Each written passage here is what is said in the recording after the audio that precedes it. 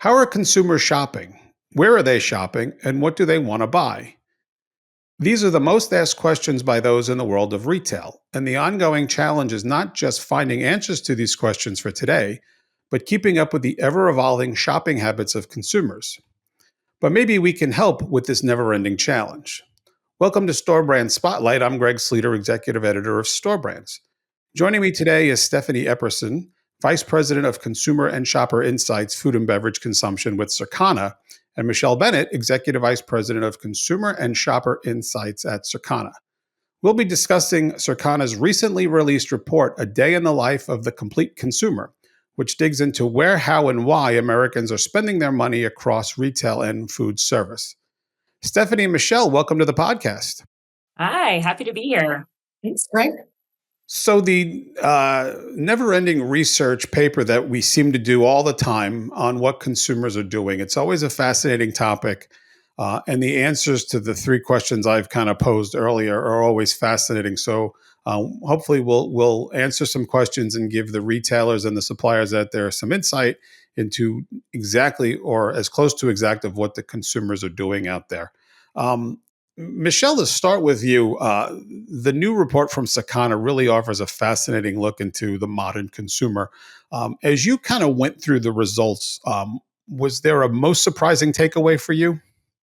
I think a couple things stood out for me. One was obviously like the importance of the omni-channel shopper. I've looked at a lot of different categories, and it sort of gets washed out a little bit at a high level. But when you dig down into any given category, or even more so at the brand level, and you compare omni-channel shoppers to brick and mortar or e-com shoppers, you just see this exponential amount of spending with omni-channel shoppers, meaning that these are your heaviest buyers. You got to have a plan to meet them where they are. So that was one thing that I took away. The second thing was just how much variety seeking is occurring and how that really differs depending on the consumer segment. So we had, some of the younger households and some groups like Hispanics that were doing a lot of variety seeking, and they had really broad repertoires of all the different brands that they would buy in any given category versus, older households. I think high income households, they buy very few different brands. They're less likely to switch. They're kind of more set in their ways, if you will. So I thought that was surprising. Yeah. Stephanie, you dug into the results. What kind of caught your eye? I was going to say similar to what Michelle said on the omni-channel shopper, but what really struck me was the retailer piece. So if you're an omni-channel shopper for a retailer, you're buying both brick and mortar and online, we found they're typically twice as loyal to that retailer, and that retailer is gaining more of their share of wallet. So just the power of that, meeting consumers where they are with both options can just be a real opportunity, again, as Michelle said, to reach that heavy buyer and to gain not only sales, but loyalty, which we know is what retailers are really after. Was there any reason why the omni-channel shopper was buying more than maybe, just the brick and mortar or e-com shopper? I think about that all the time, right? And I think part of it is probably life stage, right? And you're just buying more things, and maybe you're strapped for time. I think that whole omni-channel approach is one about convenience, right? We know a lot of consumers like to stand at the shelf. They like to touch the product, read the back, compare all the products. And others, just their lifestyle is too busy, or for whatever reason, it's way more convenient for them to just order online. And so I think it's probably something to do with the combination of the demographics and the lifestyle of the omnichannel consumer. They probably have a lot of shopping needs at that point in their life. Interesting. The one of the stats that kind of jumped out at me, and I thought it was a wow moment, was the average household shopping across 39 different retailers each year. I'm curious to get both your points of view on what you think this says about the consumer, the mindset of today's consumer. Stephanie, I'll start with you on this one. Yeah, I mean, I think it tells us that as Americans, we are good consumers and we buy a lot, right? And even looking at the data set that we leverage for this, we're capturing over 1,200 different categories of purchasing. So there's just a lot out there, and I think it says that we want what we want when we want it. So we've seen some trends just in shopping overall that consumers are having more trips and they're having smaller trips. So I think it says, hey, I'm going to go to the right retailer for this specific need, for this specific good deal, this specific price. And I'm really going to cherry pick my shopping. I'm willing to shop at different spots when that particular place is delivering the need that I have. So it sounds like they're not just consuming, but they are shopping. They are, whether it's old school sales flyer or they're doing comparisons online, they are actually looking for the best deal in the moment, not just saying, "Hey, I'm loyal to Target or Walmart and that's where I go." Totally. I think cherry picking says it all, right? Like they shop at different retailers for different reasons. Some of them, to get the best deal, some of them to get the best assortment.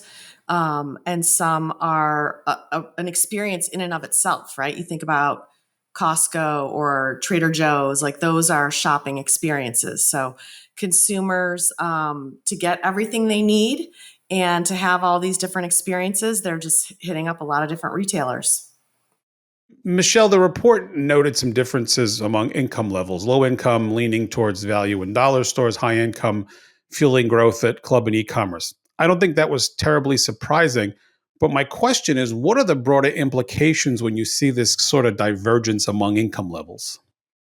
Yeah, you're right. Not surprising, but I think it just speaks to the fact that we really need to nail down our assortment. We need to think about price size architecture and really understand the shopper at each retailer, each channel, each retailer, how they're allocating their share of wallet, and make sure you're doing a good job matching that up, right? So put the appropriate products in the right retailers to reach those shoppers. And then, whether you're a retailer or a manufacturer, make sure you have the right price point for every income level, and prioritize your trade dollars for those retailers or channels that have that closest match. Is private label or private brands across retail having any major impact on the decision process of where consumers shop? Yeah, I think absolutely they are. We definitely see private label growing right now. It's typical in times of high inflation, and you see not only the sort of traditional private label, but that premiumization or the really unique private label products. So I think there's a few retailers out there that do a really nice job. Aldi, Trader Joe's come to mind, where their unique products and private label kind of drive purchasing and drive that loyalty as well. Michelle, from your point of view and the impact of private brands, um, is, since there's growth, and Stephanie just mentioned, obviously there's some impact. Is there more that the retailers can do to highlight what they're offering in private label to maybe build some loyalty? Yeah, I think private label has a lot of runway, right? We know that they're in the United States a 24 unit share, and that number's growing. Stephanie mentioned, right, that even after inflation stabilizes, private label keeps growing. But there's a lot of runway, right? In the EU, for example, it's 47% of units, and it's becoming more and more common for people to try private label products. I think retailers need to put them front and center with, you know, eye level shelf placement. They need to promote.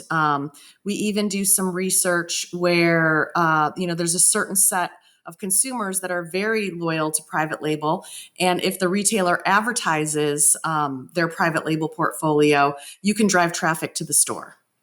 Stephanie, consumers are still finding room for everyday indulgences, and obviously that definition is individualized to each consumer. But knowing this, how can retailers maybe adjust their assortments to provide more of these indulgences without appearing tone deaf to the economic concerns that are out there? Yeah, it's a great question, and this was a fascinating topic. One theme when we were looking into these everyday indulgences that really came out clearly was this idea of finding joy and well-being, right? So I may be looking for the lowest price in a lot of situations in my life, but there's moments where I just want to feel good. I want to have that moment of joy, or I want to make sure I'm feeding my body something that I feel good about. And so to me, it's really about leaning into those moments because consumers are willing to spend a little bit more if you can deliver on those things. So we saw really interesting examples pop up, everything from more premium ice creams that might have some health and protein benefits. We saw people trying to take restaurant occasions and bring them into their home. So higher end frozen pizza, or maybe even doing a homemade pizza night at home, despite how hard it is to make a homemade pizza. We do see that behavior on the rise as well. Things like scented candles, just, paying double the price for a candle because it's got a great scent and it's going to make my home feel good. And maybe it gives me that moment of peace. Even a gel pen, that one made me laugh. There's that small joy of writing with a pen that just is smooth on the paper that you maybe makes your day-to-day tasks or writing those checks a little bit easier. And then even high-end portable beverageware, the Stanleys and Awalas of the world that come in at a really high price point, but they bring you a little joy. They make hydrating yourself a little bit more fun, maybe a little bit more beautiful. And I think there's just a lot of opportunity here. So I think if you can really hone in on the wellness benefits, this is where consumers want to spend. So I don't think it can feel tone deaf if you're really hitting those needs and just understand where those little pockets of opportunity are, because they're very different in every category. It's interesting that kind of spread of categories you just touched. I mean, when I think indulgence, I mean, my mind just goes to food and beverage.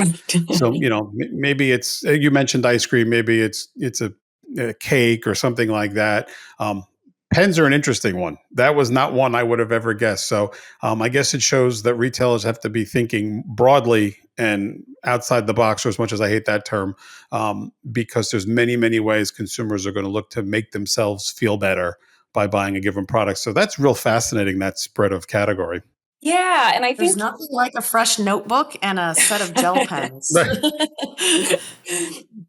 Yeah, and right. and I and I think it just speaks to that opportunity and how a retailer could cross merchandise some of that stuff together, in a display that's up front or something to where it's not a $20 purchase necessarily unless you're buying one of the Stanley Cups, but just for a few bucks, just again, if you feel better about writing in a journal or something, that's fascinating to me. So, and again, one of those things that consumers talk about, and you kind of opened your eyes to it. So, very interesting. I was just going to say to build on that, I do think when times get tight, it becomes about the value equation, and that value equation isn't always price, right? So just thinking about, hey, those everyday indulgences, but generally the value that you're delivering and how consumers can walk away, even if they spent a little more than they planned or they wanted to, how they walk away feeling good about the value. So I think that's certainly the case for these everyday indulgences, but I think it really translates kind of across categories and across the pricing spectrum. It kind of speaks to why retailers also should be thinking about occasions. And when you talk about, the display that has the notebooks and the pens, right? Think about how consumers are have having those everyday indulgences and what they're doing. Like, what are the important occasions, and how can you facilitate that in the shopping experience? Yeah, I love that, Michelle. Special occasions happening in the home are another area we see growing.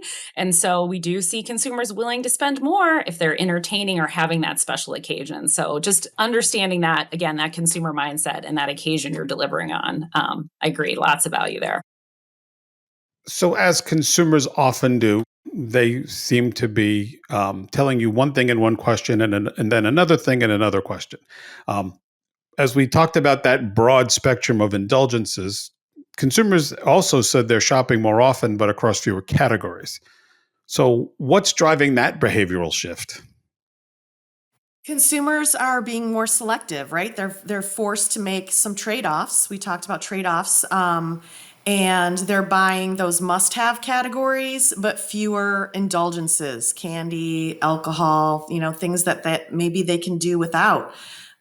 So they're making fewer trips. They're, again, cherry picking. It's harder to convert. You're seeing a lot more leakage. You're also seeing leakage online. People are looking for the best deal. And then we talked about how it's important to look at this. It's really different depending on the demographic. A big trend we're seeing with younger households is leakage to restaurants or food service. Might be a cheaper option than preparing your own meal in some cases. We're seeing more quick trips, less stock up, and then, just different trends, right? We're seeing a lot more growth coming from the perimeter versus the center of store. And then shifts to value channels we talked about, shifts to private label and value brands. What's interesting, though, we're also seeing sort of a bifurcation because there's also a lot of growth in premium and super premium brands. It's the mainstream products that are getting squeezed, but it doesn't mean that isn't an opportunity for private label to play in premium and super premium. It really comes down to the attributes that they're offering in terms of the brand or the product. Are there any categories right now that are kind of winning this battle as consumers maybe shop fewer categories, but maybe are gravitating to others? This list changes every year, and it tends to be driven by trends in the marketplace and by innovation. So some of the ones we looked at, like energy drinks, always comes to the top of the list year after year. That trips are growing, share is growing. Americans need more energy, and there's been a lot of innovation and a lot of functional benefits added to those products in that category. We're also seeing a lot of meat products having a moment, refrigerated meats, deli meats, meat snacks. Carnivore is growing. So again, tied to a lot of trends. You have to keep your eye on what consumers are looking for. The attributes will change year after year, but the underlying benefit that they're looking for is pretty consistent decade after decade, right? People are looking for energy, they're looking for health and wellness, they're looking for convenience. So that's sort of how we monitor that. Yeah. And one of the other things we talked about in the report was just the importance of beverage in general. Just consumers are having more beverage consumption across the day and across the year. It ties into what we talked about with the Awalas and the Stanleys. A lot of that is tap water, but it is also those functional beverages like Michelle mentioned. So beverages that are going to add energy are going to help me hydrate. So I continue to see that to be a really interesting space. And it's sort of changing the flow of consumers' days. We're seeing more snacking happening that's beverage only, and then maybe a little less that's happening with food. So I think that's just another interesting trend we've been watching. Stephanie, it's funny you mentioned beverages because if I walk into a convenience store around where I live and I look at the beverage setup, it's so overwhelming. Like it's just amazing. And I think, when I was, I'm 55. So go back 40 years ago when I'd walk into a 7-Eleven, you had some soda, some juice, milk. Yeah. That was it. We were done. I don't even know if there was bottled water at that point. And maybe it was just coming through. But I look at all these drinks right now and I'm amazed at what's out there. From a beverage standpoint, is it the wellness side of this that's driving a lot of the growth right now? You see both, but I do think it's beveraging solving problems for us, right? It is, hey, I want to feel hydrated. I know there's health benefits of that. So I'm looking for something that's going to solve that hydration. It's going to help me feel better, tie back to that wellness. But then you also see the people seeking energy, right? So whether it's traditional energy drinks, coffee, caffeine, people are looking for beverages to help solve that problem, help get me through my day. And then you even see beverages playing a factor in our desire to get certain attributes like protein. So protein powders and things like that you might be adding to your beverages or adding to your smoothies. So I think people like drinking beverages in this country. We like to carry them with us, but we're also really looking to them to solve certain problems for us, whether it be health or energy. There's lots of problems to solve, right? Yeah, absolutely. Like I said, when I look at the just the variety out there, it is amazing the selections that we have right now. So the beverage category is most interesting. As we come to our final couple of questions, I want to share these with both of you. Michelle, I'll come back to you. As you know, consumer behavior is always evolving. But as you look at the rest of this year, are there certain signals or indicators that you're watching as we get through 2025? Yeah, for sure. Always watching generational cohorts, right? Because the different sizes of the cohorts, they have a lot of buying power as they move into, different life stages. Their buying behavior is going to change. So we're always looking at, what are the new trends there? A lot of interest in the Hispanic population. We expect to see a shift in their retail behavior. We're going to keep a close eye on that and how it is impacting different categories differently. Channel dynamics with the economy where it is. That's another important indicator. Your strategy is very much going to be tied to a channel, a retailer, and we're watching that. We think e-com is going to continue its explosive growth, right? It's 25% of retail dollars, but 58% of the growth. We don't see that stopping anytime soon. And in fact, we think it might accelerate in 2025. And then we talked about attributes, right? So those are the trends that you have to keep your eye on that will help marketing with their messaging, retailers with their promotion. It drives innovation. It's just sort of the crux of the value of brands to consumer. It's all about the attributes tied to the product. And Stephanie, what are you keeping an eye on for the rest of the year? I like to keep an eye on what's happening in restaurant trends in the food service market. So much of a consumer spending goes to food and beverage, but if they're trying to save money, that balance between what's happening in retail and restaurants can really shift, right? Like that's one of the first places a consumer might go to try to save a little money. So we've seen restaurant traffic be fairly soft, seeing some indicators maybe it looked better in the past 4 weeks, but I think that will be something just to continue to monitor, because if you see restaurant visits slow down, that spells opportunity. Consumers don't stop eating. It's just where they're sourcing that food. So understanding, that market can be really telling in the overall consumer mindset, but then can also lead to some unique opportunities. And Stephanie, if you could give retailers and brand kind of one key takeaway from the report that Circana put out that they should act on today, what would that be? I think it's really all about just understanding your consumer, and keeping a pulse on what's important to them, understanding their needs, understanding, where they are. And if you can find those intersections, that's where you find those bright spots, right? Understanding where they're trading off, where they're pulling back, where they're struggling, where they're feeling good, and where they're willing to spend. Thinking through all of those things and really diving deep. What customers are you losing? Who are you gaining? Those are all key trigger points to understand their mindset and how you can meet them where they are. Michelle, from your point of view, as you look at the report, what one, action point would you highlight to retailers and brands they should act on today as they move forward? Yeah, just to build on what Stephanie said, right? When you put the consumer first, you meet them where they are, you have to find those pockets of growth, right? So when are they willing to make a trade-off, and how can you seize that moment, whether it's an everyday indulgence or an inflection point? If you really understand those trade-offs they're making, you can win and find those pockets of growth.